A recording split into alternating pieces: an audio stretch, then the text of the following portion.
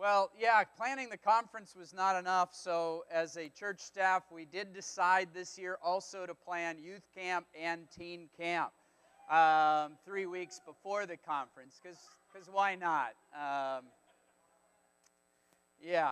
So these are going to be amazing, so if you are studying event planning in the service industry, we will take you in Orlando.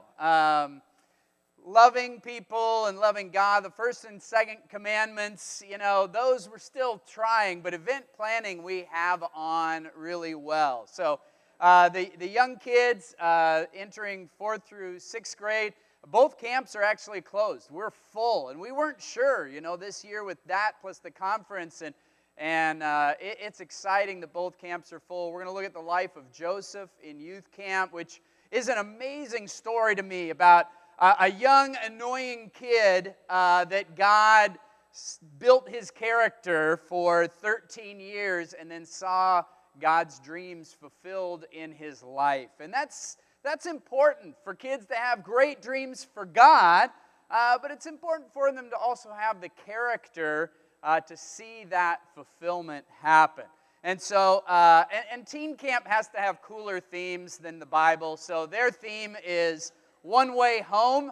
It's not No Way Home. That'd be kind of a lame theme. But One Way Home. We believe that there is one truth, one life, one way to the Father, and that is through Christ. And that is not a popular teaching.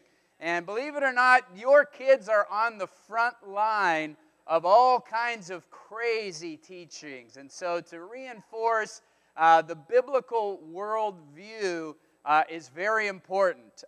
Barna just did a study of pastors in the United States, and they found that about 40% of pastors leading churches today actually subscribe to the biblical worldview, that God is in control, that there is one way, that Jesus is Lord. 40% of those leading, now hopefully that's higher in our family of churches. I'd love that to be above 50%. I believe in the Bible, so I hope I'm in that percentage. But it's going to be an amazing time with our kids. And then, yes, we are having the World Discipleship Summit in Orlando, Florida. And I'll be talking about that today, but this still has to count as a sermon and not just a timeshare presentation. So if you sit through, this presentation, at the end you'll have the opportunity to register and come and participate and support. And there's no commitment after it. It's over. There's no maintenance fees every year on into perpetuity. And then you will that to your children if you don't like your kids. So this is just a one-time opportunity in Florida. And believe me, if it's up to me, we will never, ever do this again. So the idea of vision is very powerful, though. And I think it is powerful because everything that exists today in the world, the chair you're sitting on, the carpet, the lights, the person next to you, everything that exists in the world today began as a vision. It began as an idea. It began as a thought in somebody's mind. And I know you don't believe me yet, but I'm going to prove it to you. And in fact, thoughts are so powerful, you can patent them. You can own them. Did you know you can own a thought? It's called intellectual property. Have you ever had an amazing idea and then you never did anything about it, but you had this idea, somebody ought to do something about this. And then you see that on Shark Tank, and that guy is now a millionaire, and you're like, gosh dang it, I had that idea. That was my thought. Well, it was, but you didn't patent it. You didn't do anything about it. How many of you guys have started your own business? How many of you guys went into business for yourself? You realize, right, that at some point, that business did not exist. It existed in one location, your brain. You had the thought, and I don't know what that thought was. Maybe it is, I hate my boss, and I am never going to work for another person again. I can do this better than they can. That might have been the thought. Who knows? And you just decided, I'm going to try this. Now, if you're married, you probably had to begin to communicate these thoughts.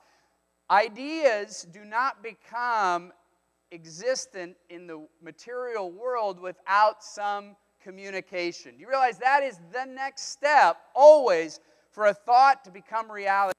You have to communicate it to somebody. You have to talk to somebody. It has to be written or spoken communication, right? This hotel exists because somebody drove by here, probably a developer, and said, you know what we need right here in Tampa? We need a big hotel.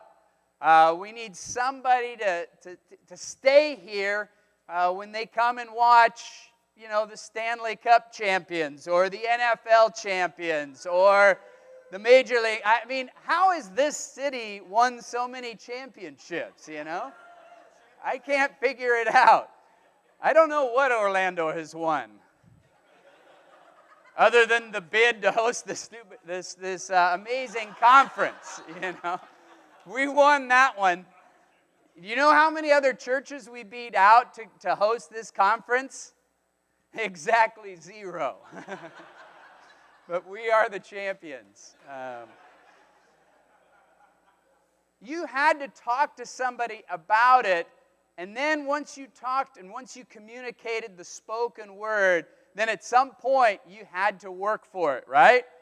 You had to then talk to the bank. You had to take out a loan. You had to build a building. You had to sign a lease. You actually had to buy some inventory. You had to do something to create what now exists in this world. And then at the end of it all, it's just a story. And even you exist because you are a thought in somebody's mind. And there is a story about your existence. The story of my existence is my parents met each other in Colorado Springs. They were serving in the early 60s in the Navigator movement. It was a discipling movement in the late 50s and early 60s, and they were there, and my dad looked at my mom, and he had a thought. And he took her out for dinner, and on their first date, proposed marriage to her. He just made it happen, man. I don't know what he said, But I don't know if they agreed on anything after that, but they agreed to get married, and they moved to Fort Collins, Colorado, and in the first 3 years of marriage, they had my 3 brothers, Miles, Mitchell, and Monty. And 6 years after that experiment, they decided, we really need a girl. And that's how I came to existence. The one they'd never loved or wanted, No, it's okay. I grew on them over time. And then 2 years after that, they had another thought. Well, odds are with us this time. And then they had my little sister. Yes. So kids, I know there's kids in the service today. You can go home today and you can ask your parents, hey, tell me the story of how I came to be. What vision did you have? What words did you speak? And if you're bold enough, say, and then what were the actions that were required to bring? If your parents are avoiding that talk, force the issue today. They need to have that talk with you. Somehow I'm going to get to this conference. Most of them are in Kids Kingdom, but they can watch the recording.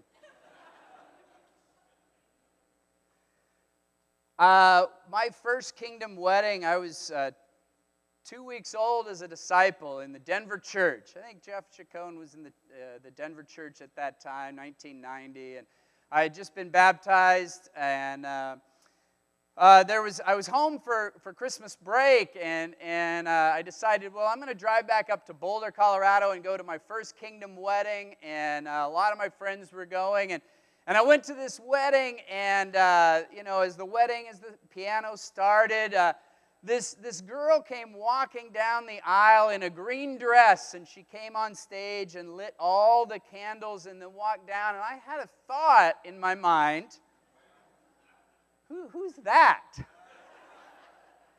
As young Christians, you're having that thought. You know what I mean? Who is in this church, that's a suitable helper for me? And Jay Kelly said, that is Sean Sorensen, and she's out of your league, and she's dating, and she's in the ministry, and she's amazing, and put that thought out of your mind. But actions, right? I began to pray and fast for them to break up, and no, I did not do that. God took care of that himself. And then I swooped in after that, and we began to lead a Bible talk together, and served in Colorado, and moved to Los Angeles with the Moretskis, and we got married, and it just started as a thought of who's that I acted on and asked, who is that? And so I'm telling you that everything that exists today began as a thought in the mind of somebody. That's how all of the earth came to be. That's how the heavens, the earth, all creation came to be. That the universe was formed at God's command. So that what is seen is not made out of what's visible. God didn't use visible things to create the heavens and the earth, but it existed at one point in time in the mind of God. All of you. It says even before, if you do a study, there's 3 passages that say before the creation, you'll see you existed. You were a thought, you were a noun at that time, a person, place, or thing, but you only existed in the mind of God.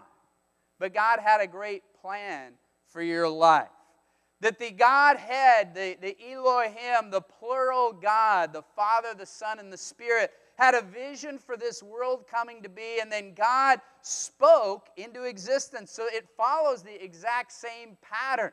That God said, let there be, and then the Holy Spirit, as He was hovering over the waters, began to take chaos and form it into life, and into purposeful, useful life through the action of the Holy Spirit. So you see the Trinity of God working all together for the creation story. And think about that, because man, in all of his arrogance, man created this, these little things, that little stand that's holding that monitor. And yet most scientific men now believe that more thought went into this microphone stand than went into you and me.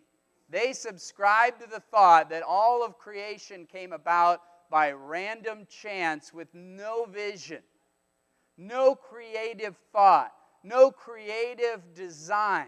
No creativity went in, or intelligent creativity or vision went into you and I. But to carpet this stage, it took some ingenuity and creativity. What a stupid thought that is. God's wisdom is wiser than man's foolishness. I do not subscribe to that theory. Creation shows us that God can do it all by Himself. The rest of the Bible shows us that God, instead of doing it all by Himself, chooses a few unlucky men and women to partner with Him and bring things to be. And really they are lucky, but if you read Hebrews, they don't 11, they don't seem lucky at the time, you know. They're sawed in two. They're riding around in goat skins and sheep skins and in caves and exiles. These are the people of faith that God has chosen. Kind of like Psalm 73, you know. Why are the arrogant, you know, if you don't care about God, you're always carefree, you're always healthy, woo.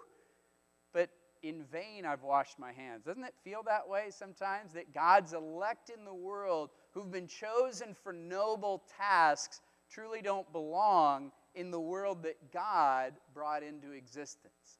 But God himself did not belong in the world and was not recognized by this world. As the brother talked about, unless that seed dies, it just remains a single seed.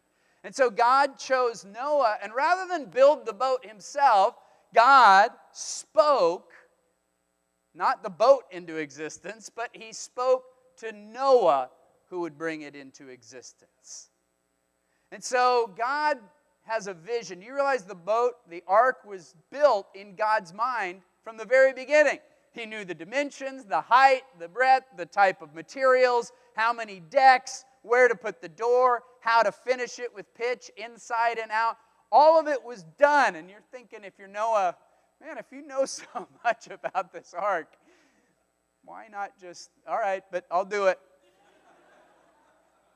He obeyed, and he got to work. And God blessed his actions. You know, the favor of God is very important. If we're going to do something for God, we have to have his blessing. We have to do it within God's favor. And once we have that, then it becomes a God story. And how many of you have ever felt like you got to participate with God through your obedience and through his favor in a God story, that you and God partnered to do something amazing in this world? I don't know how that works. And when it works, you're like, wow, I've been working, doing so. All of a sudden, God just did it with me. It was easy. And that's why God deserves the glory and the credit for all that comes about in these God stories with God and man. And then sometimes the vision is not just a person, right? But the vision requires a buy-in from the entire community. All the tribes of Florida have to come together for this vision to become a reality. You know, in Nehemiah's time, we know the story of Nehemiah, and so we're just going to summarize it. But the bottom line is Nehemiah had a vision for his people. Even though he didn't live among them, he lived in luxury with those who had destroyed his people. And so as he left that and went back to Jerusalem, you remember that night that he just sort of rode around on his little mount and just saw and surveyed? And do you realize this entire project existed only where at this time? In the mind of Nehemiah. He hadn't told anybody what God had put on his heart to do for Jerusalem. This entire project, he was figuring it out, but it was just a vision. What's next? What did he have to do? He had to talk. He had to speak. If he just started lifting stones, how would that have gone? It wouldn't have gone very well. He had to talk. He had to speak. He had to get buy-in. And really it was about the trouble that Jerusalem was in. It was about their morale. This is so much more than a construction project here. Its gates have been burned with fire. Come on, let's rebuild the walls of Jerusalem. And his words were very convincing. The community decided, all right, we will do this. And at some point in time, they just had to get to work. Right? They had to literally lift the stones that had burned by fire and cement them back into place, stack them into place. They had to get carpenters and rebuild the gates that had been destroyed by fire. And here's the amazing thing, and you know the story, is that the wall was completed in 52 days. And it wasn't easy. They had to pivot many times during the process. Like, okay, well now we have to have half of you stand guard, the other half here. We got to get some trumpeters if we get attacked. And then these people are not helping. In fact, they're hurting the morale. And I'm going to list them by name, God, and I'm going to pray for them, which is really just, God, destroy them. But he didn't. They were there the entire time undermining the project. It was a difficult project. But then it just became a story of what they did. And Nehemiah says, remember me with favor, my God, for all I have done for these people. And really they were his people. But sometimes in leadership, it's like these people. You know what I mean? I can relate to Nehemiah. Okay, God, remember me with favor. These people are, I'm praying for these people. But it became a story, and it was much more than just a project. Like, that story began to spread, and the enemies began to lose their confidence. And this community that had been picked on, you realize for 142 years, this project was within 7 weeks of completion. By the people who already lived there. It was missing one thing. The vision to just get this job done. It was missing one guy to just say, let's just do this. All right. And it got done in 7 weeks. Isn't that amazing that for 142 years the story was very different, and they changed the narrative, they changed the story. How did this conference come to be? I don't really know. It was before my time.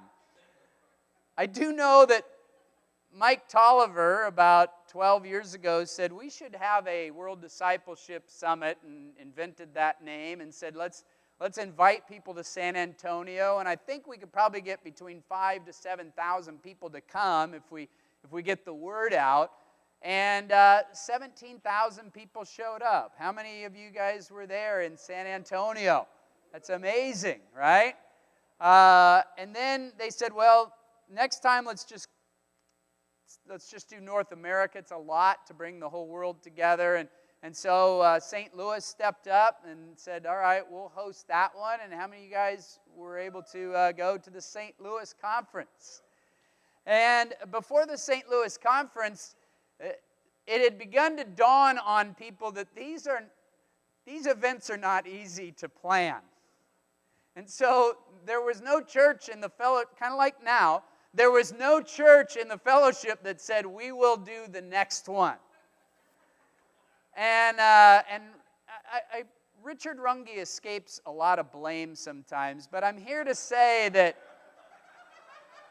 their company, AV Matters, did the San Antonio conference and the St. Louis conference, and they're located in Orlando. And my guess is the thought occurred to Richard, we're really tired of driving. We may as well just do it in our town. It is the #1 destination in the United States for tourism and for conference planning. Let's just do it here. And JP and Mike Block and those guys put in a bid. And it wasn't like the Olympics where, you have to bribe and do all this other corrupt stuff like FIFA and all these other horrible corrupt organizations. It was just, we're going to say yes because no one else has offered. But the interesting thing is, so they announced it, and about a year and a half later,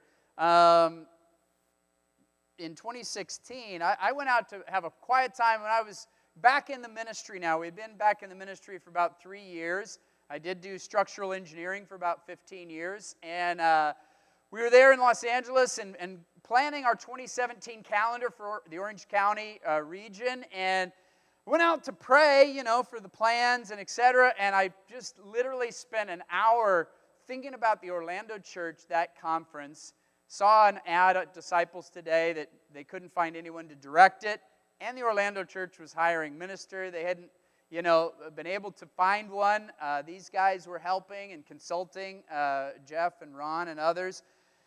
And I just began to pray for that church and pray for the conference, and said that the title needs to be Vision, because that's really what I believe our fellowship of churches needs, is a real unified vision of how to move forward.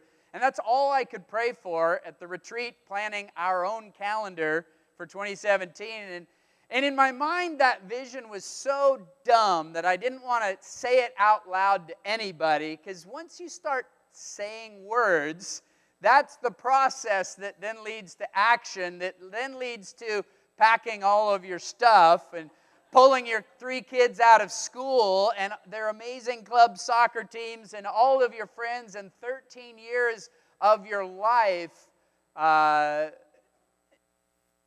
is going to be turned upside down. So I almost didn't say anything about it. But instead I told Dan Roditti, who was on staff with me at the time, you always got to have someone on staff who you just decide, like, you and me are going to get in trouble all the time and make life hard for our lead evangelist, you know. Now that I'm a lead evangelist, now I know, gosh, Lord's justice, you know. And I said, this is weird, but this was my prayer. I think God is calling us to Orlando. And there's no reason why we should go. And I made a couple calls and then just decided I'm not going to do it.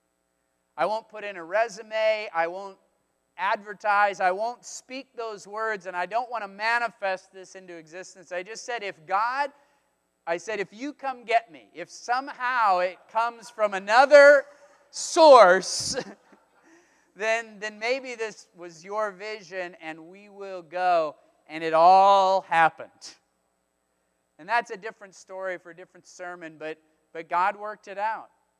In the last discipling time that I had with Kevin Maines, our lead evangelist, we started talking about Orlando because he had brought it up, and I said, why'd you bring up Orlando? He goes, I brought it up for you. He goes, what do you think about it? I said, I don't know. Actually, believe it or not, 3 months ago, I did think a lot about it. And that was the last time that Kevin and I had a discipling time. Kevin died of a heart attack at one of our men's retreats in Orange County.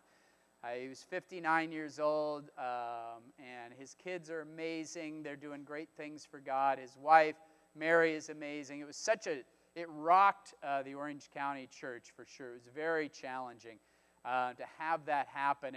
And for that to be our last conversation, there's that and there's several other conversations. It just said, okay, this is from God. And then to have that conversation with your kids, to pack all your stuff, to leave, to come, and to arrive, and to buy a house, and then to screw plywood on it and withstand a hurricane. It was like, okay, God, I know that it was you. If you want to make things a little more obvious that you're involved, I'm okay with that too, you know. But amen, it came to be. And this is a picture of us the last day before we left our house in Orange County, California. And then 2 weeks later, arriving in Orange County, Florida. And that's our pre-hurricane picture. Like, let's go take a walk before this hurricane comes. And so, welcome to Florida. The amount of people that said, welcome to Florida, my first month here, you know, as we were getting bitten by mosquitoes and chased by alligators, and it's like, stop saying that. And now, so many words have been spoken about this conference for the last 5 to 7 years. I'm through talking about it, even though I'm here talking about it. These are another 2,000 words that will be said. Emails, exchanges, it's Lord willing, happening still in 2 months, 61 days and 9 hours.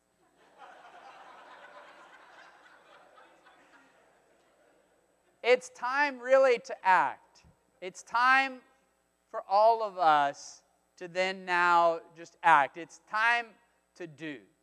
And I'm so thankful for the partnership in the Florida churches. Tampa has 142 people registered for this conference, which is awesome. That means most of you are coming. And the 7 of you that aren't, what are you doing? You think you're going to have a service here? I have no idea what this is going to be like. After the exiles leave, Jehoiachin's going to come up and preach, you know what I mean? And the walls are going to be broken down and burned with fire, and you guys are left. Don't be that person. Not that this is Babylon, but you get what I'm saying. You can not only come, but as Floridians, you guys are the hosts. So you can come and also take a shift and volunteer. We're going to have our volunteer site. We're going to roll it out to Florida first. If you want to, some people honestly don't just like to come and sit. They like to come and stand back there and tinker and plug wires in and sit in the back and usher. And I mean, some of you, that's your gift. And that is the thing that you actually love to do. And it's the place where you meet everybody. And so if you want to serve, we're going to have tons of opportunities to serve with the children's ministry, with the lounge that we're building for parents of special needs children, that they can have a supervised environment for all the children that do have special needs. Because a lot of those families, they decide usually not to come to conferences because it's too much of they're not going to get a lot out of it because of their family situation. And so we're trying to alleviate all of the burden even on those parents, that we can offer that as a service to the conference. There's bag stuffing, the gift sacks and the things that people will receive on their way in. The first Sunday is all together Sunday night, July 31st, and then the last Sunday is August 7th. And being able to come to that, and don't just say we're going to cruise up on Sunday and catch the fellowship. No, you won't.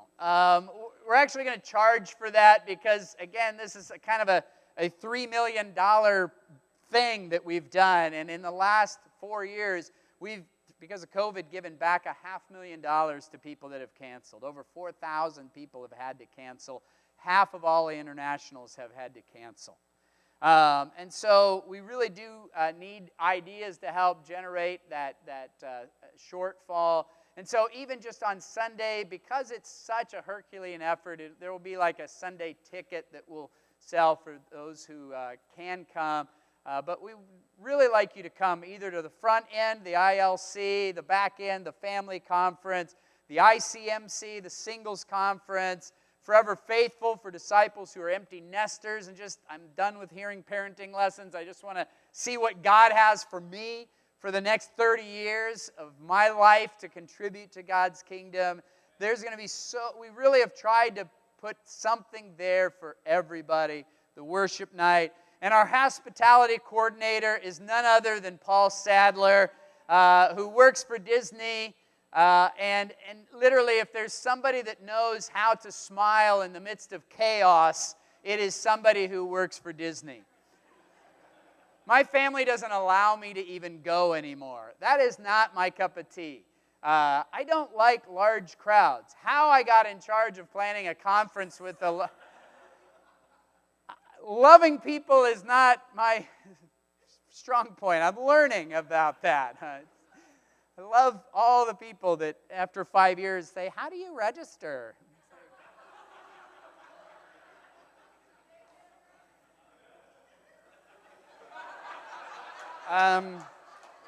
Take that thought captive and make it obey Christ. Go to worlddiscipleshipsummit.com. Hope to see you there. Send. Anyway, enough of me. But for sure, God, remember me with favor for all I've done for these people. The bottom line is, this is going to exist at some point just as a story.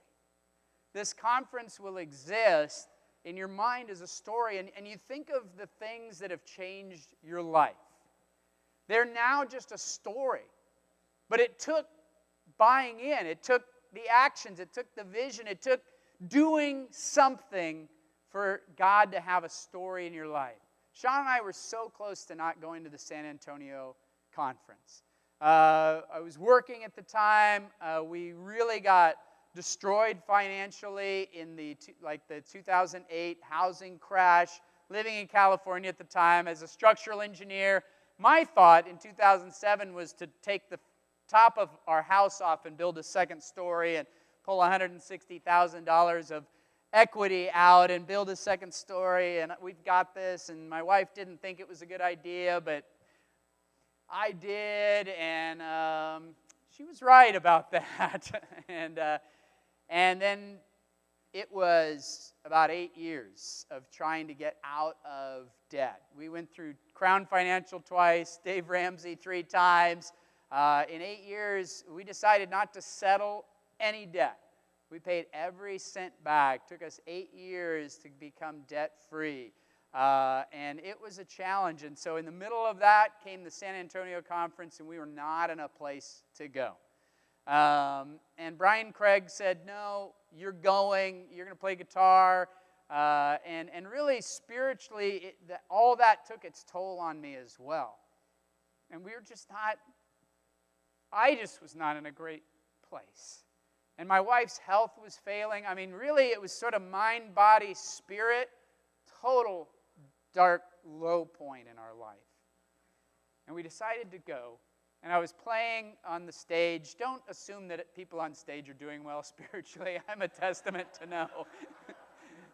Someone somewhere asked them to, and they said, okay. Don't assume much more than that. You know, I was a man on his last leg spiritually.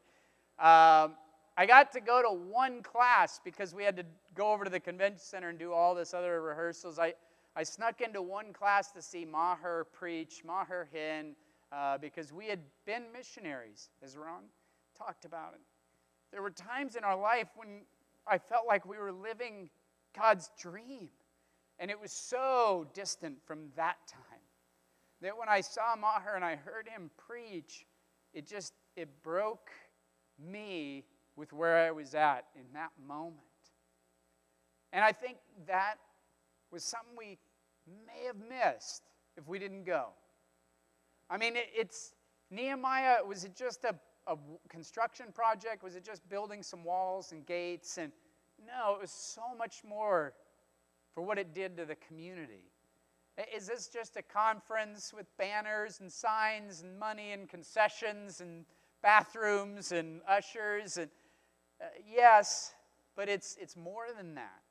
Like somehow God spoke to me in the midst of all of that once, and it began to turn in our hearts the fire of God's Spirit and repentance of sin, and it began to slowly change our disposition spiritually.